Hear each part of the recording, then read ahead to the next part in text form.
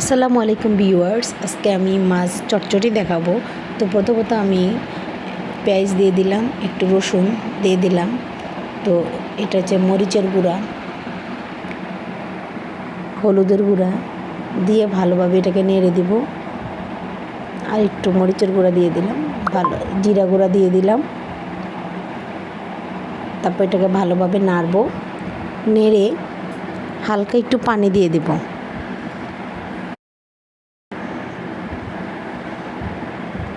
হালকা একটু পানি দিয়ে দেব।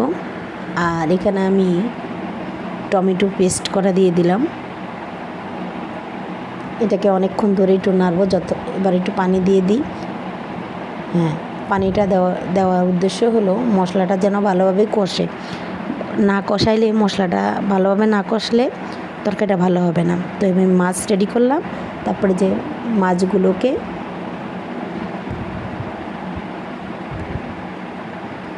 দিয়ে দিলাম, কড়াইতে দিয়ে দিলাম মাছগুলোকে। তারপর এটা ভালোভাবে উল্টে পুল্টে নেড়ে দিব।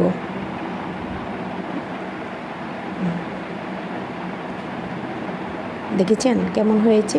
ঠিক যখন চটচটিটা একটু কমপ্লিট হয়ে আসবে, তারপর আমি পুনরায় যেটুকু পানি দেওয়ার দরকার সিদ্ধ হওয়ার জন্য অতটুকু পানি দিয়ে দেব।